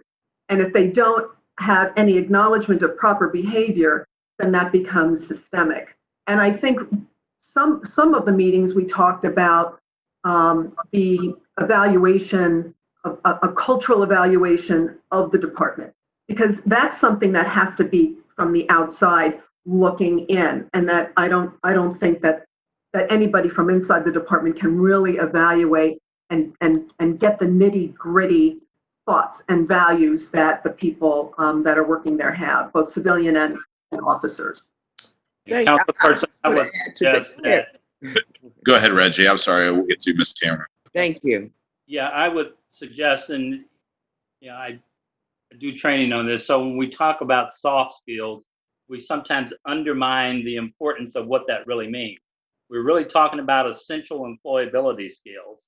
And some of them are obvious that are defined under the rubric of 21st century skills, which could include problem solving, critical thinking, working in high performing teams, and the list goes on. But what's really important as it relates to law enforcement is this whole idea of procedural justice, or the idea of fairness in terms of carrying out your work. That is very difficult to teach, but it can be modeled, and we can teach it. The Ohio Peace Officers Training Commission has an entire series of training on procedural justice that makes the biggest difference in terms of trying to get law sworn officers to understand how to really interact with the community and what this notion of fairness is all about. Ms. Tamara. Thank you, and thank you, commissioners. You hit some points I wanted to make sure we raised on this call. The only other piece I would add to what we are saying is that we have to match. So if we're going to assess and evaluate training and whether or not it's being implemented, we also have to match up complaints. And so a lot of the things that we are saying is in the culture, and we hear a lot that they've had the training, this is part of our culture, and then we don't see that play out in the community. And there's a pattern with some of these officers that has to be matched, and there has to be some way to hold officer accountable when they're not living up to what we expect of them. Thank you so much for those answers. I appreciate it. One more quick thing I just want to throw out there. I absolutely have been a staunch advocate that our police, we've got to find ways to recruit so that our police department reflects our community, and that's from every race and nationality. You know, I believe in using programs like the Explorers program. I see Ellen Moore's on here, the Community Crime Patrol, which has been cut in funding over the years. I want to see that restored and, in fact, expanded. That type of community work is very important, and those people are not uniformed officers, but they could be a feeder program, part of the feeder program into the department. We've taken a big hit, though. I mean, those in the African American community, there's not a lot of people standing in front of the line to become a police officer after the last 10 days. And I guess the question is, where do we go from here? I mean, you know, we had a trust issue when you were doing your work, but now we have a significant trust issue. And what do we do now? Councilmember, I don't know that this is the single answer. I think it's a complex answer, obviously. But getting back to the transparency we talked about, showing the active work, which I'm glad to see that we've had 2 meetings now in a week. People don't want to join a system they don't trust. So changing that lens, the bigger picture, the big moving pieces, actually showing there's cultural change. One of the things that Tammy just brought up and is recommendation number 76 talks about a whistleblower hotline. So it's not just complaints against the officers from the citizens, but also internally. I think reflecting internally, I've talked with a number of Black and brown officers who have said they don't feel heard from the ranks internally. There's issues and racism within the department, but there's this external focus of how CDP relates to the community when those need to be fixed. Because if you have Black and brown officers within the department telling their community members and their family, hey, it's a racist system, you know, this is where I work, it is what it is, they're not going to want to join. So it's a dual approach. And we've talked a lot about the community. We need to look also internal on how to embed cultural change. Emily. Yeah, I would also add too, I think just to build off of what Matthew said, you know, when we were serving on the commission, we received, I don't know how many letters from officers within the division who, you know, consider themselves minority officers. And I think, you know, a lot of us would like to know, how is the division addressing that? You know, just to, again, build on that transparency, I think, you know, could potentially go a long way. And I brought up here the similar point at our meeting last week with the mayor, just how we've set ourselves back here in recruiting. And, you know, I just, you know, just to add to and to build off of what Dr. Jones said on your previous question, the importance of hiring people from within Columbus. who live here. Those are the right people that we want to hire. They're the ones that care about their community. They live here, they know. So I think that's really essential. So I would like to know how the division is addressing all those letters and what they've done internally to help with that, so that minority officers feel more comfortable speaking out. Well, thank you. I'll go ahead and yield back, but it's of utmost importance that we change the look of the department. The chief knows this. I've had conversations. I know he's committed to it. But when we have every deputy chief that is all Caucasian, and we finally just got a woman to add just a smidge of diversity to the leadership within the police department, we've got a lot of work to do, and I'm looking forward to contributing as an elected official and leading in that regard. So thank you all for your time today. Thank you, Councilmember. The final committee. Chief, to Emily's question, please. Emily asked a question of Chief Quinlan. Could we get a response, please? And Chief, I think you were trying to speak up for one of Councilmember's questions in anyway. So if you would like to, if you're, I can't see you on my screen. He's muted. He's going to have to unmute his phone. Chief, you're still muted.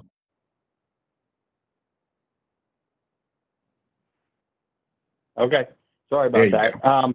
In response to Councilmember Dorian's question, while I was sitting here, I sent out to Michael Brown and to Council President Hardin the requested documents, so they have those now.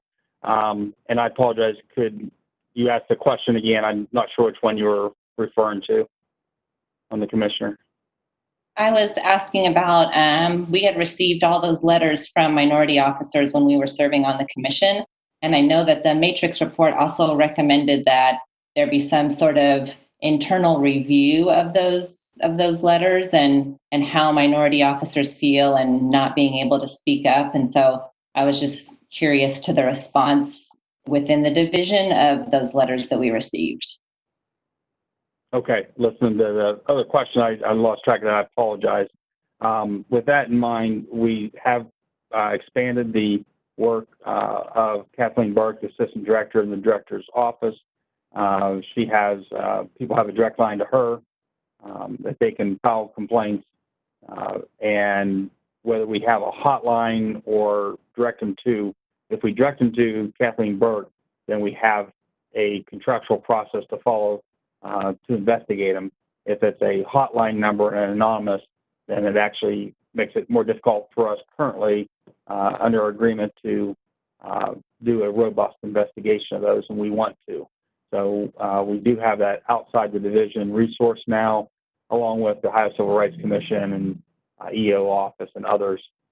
So we do have that in place and forward those documents there to be reviewed outside the division.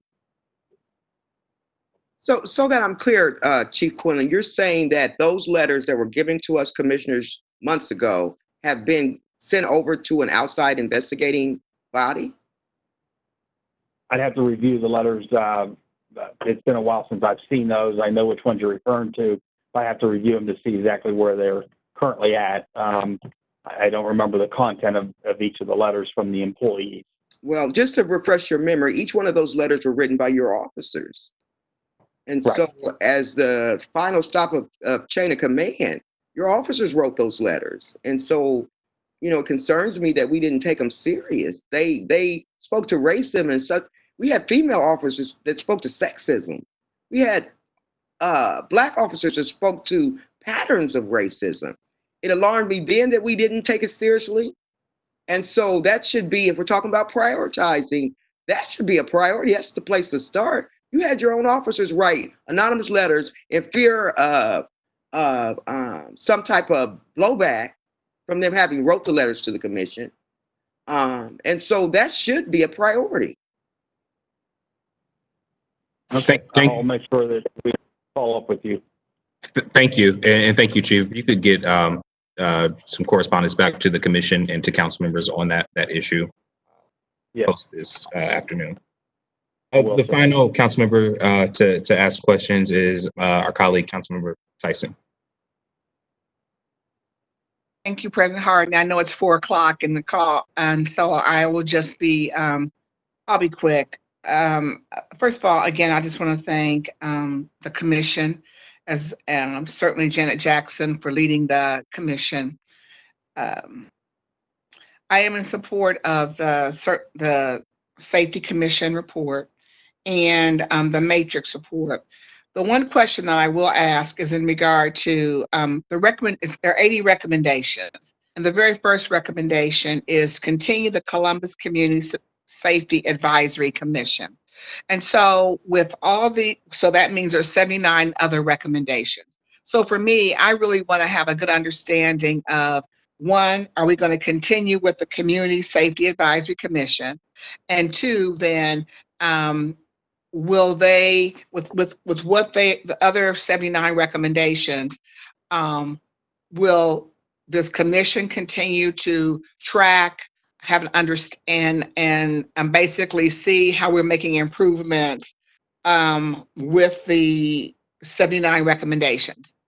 And I'm not sure if the administration is going to answer that question, or Janet has an idea of the continuation of her commission, since that was one of the recommendations. Has that one been adopted? Councilmember, Chair Jackson had to step aside. I think that is a very specific question and a good question, and that we will will have to respond from the administration. Okay. So that will be helpful, because if you have 79, you have 80 recommendations, that's the first one. And we need to make sure that we're continuing to make sure there's progress made on those recommendations. I also, this has been I'll have to personally say, this has been a tough conversation, because when I think about the recommendations that have been made, and I'm particularly the two that I know have to come first before a lot of, I should say this, two of them are critically important. All of them are important, but in terms of recruitment and training, if you don't recruit the right individuals, we can continue to have the same issues. So recruitment does play a significant role. I've now been working with the city for 26 years, and my first 13 years was on the Civil Service Commission. And during that period, it has always been quite difficult to recruit Black and brown officers and female officers at the police department. And so for 26 years, this has been a concern. And I'm not gonna, and I know what I think Commissioner McChrystal stated, that, what's happened over the last few weeks certainly has changed people's minds. Yeah, it may have some, but I will just state that most Black and brown people do not raise their children to be police officers. And there's a reason for that, is because when you think about the history of racism in our community, that is not a job that people think of. So we really do. So it isn't just the last 2 weeks. It is something that, based upon the history of Black people, that this is what's a result of that. So it will take significant work to be able to recruit Black and brown people. So and women. And so I feel that we really do need to make recruitment a priority, but also within recruitment and training, we have to begin to think about, we mentioned the Explorers program and other programs, but that also speaks to the issues that Black and brown people have in the community in terms of the lack of the social determinants of health. Because I know we have an Explorers program right now. I know who's leading the Explorers program, and you know what? Kids don't have transportation to get there. So we have to figure out a way to support the health and human services, because a lot of the underlying issues that Black and brown people face are based upon the issues around health and human services and how to move them forward. So that has to be happening as we're making these other investments within public safety. Lastly, I'll just state that the areas around youth are really important to me, and it will be when this report comes out about the quality of life of Black girls in this community. I have statistics about what is going on with Black girls around safety, of being victims, of being suspects, and so we really have to. There's a lot of good reports out here, a lot of good information. We need to take all this information and use it. We have good information already. It just needs to be implemented. So we have the matrix report, we have the safety commission, we have the safety commission report, we have MBK, we have soon you'll see the Commission on Black Girls. We have information. It's now time for us to look at implementation of all these studies that we have done and be able to see how we are improving. So I would like to see a dashboard of all the work that's been done, it's been worked on, or is currently being worked on, so that we can see transparency in our safety forces, but also how we are also supporting our residents around the social determinants of health as to how we got here. We got here through racism, and that has harmed our community. Thank you. Thank you, Councilmember. I just have one question because we are up against time. We have one speaker that put in their speaker slip, and so we'll get to them right after this question. As we talk about, racism as a public health crisis, we view racism as just like a virus. It spreads. It's amongst us. It's in places, including in the police department. My question is probably to Commissioner Morbitzer and members of the hiring committee. One of the recommendations that I believe came from your committee was for officers to sign a morality clause denouncing cultural and racial supremacy groups. Can somebody talk about this, the importance of this, and if there is more information and guidance for us how we could move forward?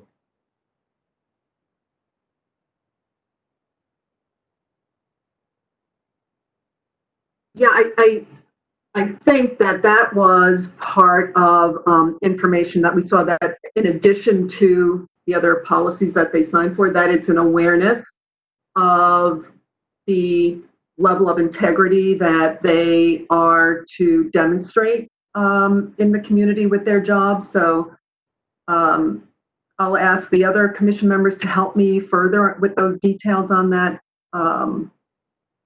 clause.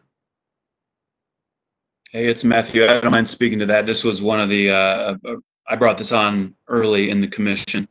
So essentially, when you look at other major companies, Fortune 500 companies, corporations, things like that, they have morality clauses. Essentially, if there is some kind of investigation or an incident that occurs where there was whether it's white supremacist or something on social media, anything is determined that violates that clause, it's one more thing that helps one when they sign on. They're either lying if they sign it and it's not the truth. And then if something comes out, it can also help in the removal of that officer when an incident occurs or when matter is found. I would say similar to what we saw with the, actually, I won't use that case study. I'll stop there. Thank you. Well, I think this has been an extremely substantive discussion this afternoon, and I appreciate the commission members again for giving us their time. I would like to recognize that in terms of public engagement, that over the last several days, we have literally, council members, received thousands of emails, hundreds of calls, and that we are also tracking and keeping track of and cataloging the comments for our meetings. So the comments that are coming across on Facebook and such will be added as our public record and will help inform as we continue to implement and make these decisions. But I'm going to turn it over to Mr. Steve David, who is signed up to speak through WebEx. And once we confirm that we can hear you, We'll give you the 3 minutes to speak. Thank you so much, Council President Hardin. President Hardin, Chair Brown, members of the commission, thank you all for the opportunity to provide this testimony today. My name is Stephen David. I'm a resident of Marion Village in the south side of Columbus, where I live with my wife and son. I wish to speak today to the issue that has been raised many times today about defunding the police, or as Commissioner Fournier-Alsada put it, transforming this system. For me, this is best illustrated by what happened when there was a shooting on my street in November of 2018. I had just gotten in my car to drive to the Ace Hardware on Parsons Avenue when the car in front of me stopped, and a young man got out and started firing a gun at another young man on the corner. Columbus police arrived several minutes after the shooting had ended. They entered a house on my block and detained the young man and released him several hours later. Thankfully, no one was injured in this incident, but my wife could hear the sound of bullets flying by her ear for several days afterward. When I called CBP the following day to learn what was happening with this case, they informed me that the man who detained them told them that he did not know the other man, and in the state of Ohio, you can return deadly force with deadly force, so there was nothing that they could do. This young man staying on my block was obviously at great risk of being a victim of violence or committing violence himself. My family and neighbors were dealing with the trauma of witnessing this shooting.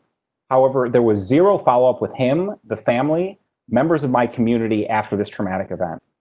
Through my work as a social worker, I was aware of programs operating through Columbus Public Health and Columbus Parks and Recreation that respond to violence with trauma-informed outreach and connect youth with intervention specialists who focus on those at risk of committing violence. So I knocked on this family's door, received consent to make a referral, and tried to connect them with workers in the APPS program. Unless I had already been doing this work and aware of these resources, there would have been no further intervention to ensure the safety of this young man, my neighbors, or my family. So when I say defund the police, I'm thinking about talking to that young man outside of his house in the days after the shooting. How the tools in which our city invests most heavily are not capable of the proactive relationship building needed to foster real safety. I'm thinking of the evidence around the interpersonal spread of violence and how interrupting these cycles with credible messengers is more effective than any of the carceral tools we have at our disposal. I'm thinking of the activists in our city who have been mentoring youth and asking for counselors, not cuffs, in our schools for years and years before this current wave of protests. And specifically in regard to these protests, I would like to add that the dispatch reported this morning that over $3 million were paid out in police overtime over the past 10 days. This is money that flows out of our city to surrounding municipalities where the majority of Columbus police officers live. This reminds me of the millions of dollars in unfunded grant requests to the Columbus Health and Human Services Program grant program, and that those tax dollars belong in our neighborhoods. So I ask that you do implement the recommendations of the Community Safety Advisory Commission, but also that you consider a broader final goal, and that you envision a city where we invest most heavily in people and the health, educational, and wellness services that they need to live healthy lives. We have the power to direct our resources according to evidence and a more deeply rooted vision of public safety. I implore that you do not squander the opportunity of this moment by asking for anything less. Thank you so much for your time, and I'm happy to answer any questions that are there. Thank you, Mr. David. Are there any questions from my colleagues to Mr. David? Thank you, Mr. David. You mentioned a lot of things, and I know, and I have to be fully transparent, I know Mr. David. He has worked very closely with the CARE Coalition. I think he even leads one of the subcommittees, or he did. And so there's a lot of research. And so if you could get some of those things that you mentioned to us, that would be helpful. Yeah, thank you so much for that, Commissioner Fournier-Alsada. And I sent along some resources to the folks in Council President Hardin's office. Some of the things around cure violence and some of the these alternative models that we've seen in other places, and hope that Council will continue to lift those up and invest in those kind of interventions. Thank you, Mr. David. I also want to acknowledge we've gotten many written submissions just for this. Literally, I want again to acknowledge the thousands of emails we received over the last several days regarding policing, the city's budget and budgeting, and the recent protests. But in regards to this public hearing, we have written testimony from Samuel Kernan, Terrence Gilchrist, Seth Kleinpaste, Leslie Ashworth, Matt Deptola, Tom Less, Caitlin Jackson. I will make sure that those testimonies are shared both with my colleagues and also members of the commission for our records and how we move forward. With that, I'm going to turn it over to Chair Brown for his closing remarks, and then I'll close out finally.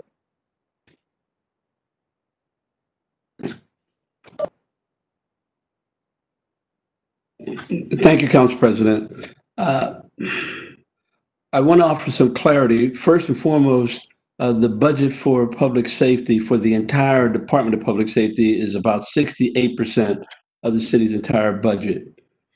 We've heard from all the respective subcommittee chairs and certainly appreciate all of their information. We have a lot to digest. The City of Columbus Police Division and the safety forces aren't perfect. No one ever said they were. And we've got a work cut out for us. And we will keep all the appropriate folks informed and up to date on the changes that are going to be occurring within this division.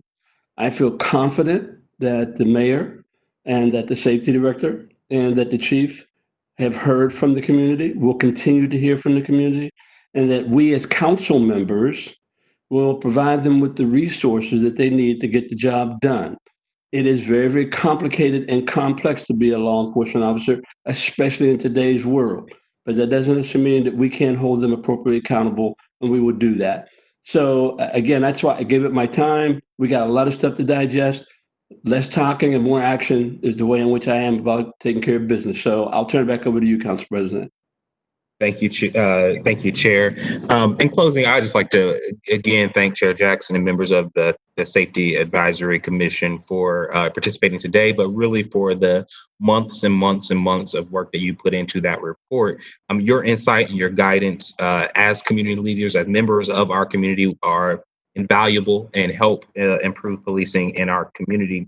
I want to thank City Attorney Klein, to Mayor Ginther, Director Pettis, Chief Quinlan for participating as well, and as well as for the members of the public who have provided feedback today. I mentioned this in my opening remarks because I think that to move forward, you have to acknowledge where I think there's a misstep. And for me, not hearing from this commission before today in this type of a format was a misstep. And I want to acknowledge that because there was too much work put into this for us not to have heard the way that we had today. And so I appreciate the substantive nature of the discussion. All discussion points, all members, certainly the reports out, claiming that we will see sweeping changes tomorrow would be disingenuous. I think we heard from just about everybody spoke up. However, I want to promise on behalf of my colleagues, and you just heard it from the chair of Safety Committee, that council will be extremely engaged in moving specific action items forward soon. And there are some that are short term and there are some that are long term. And we have to get at it. People don't want any more recommendations, any more talk. We have the plans, as Councilmember Tyson said. It's time to move into implementation. We will not only hold additional hearings, but we'll advance legislation and look at our budgetary process to address systemic racism in our city and in our division of police. That is our commitment. That is our commitment to the public, to this commission, and to our police officers. I've said this before, we have too many good police officers for them not to have the legitimacy and the trust of this community because they're doing too good of a job for us not to serve them well by not implementing these recommendations and more to make policing better in Columbus. So thank you all, and this concludes this public hearing.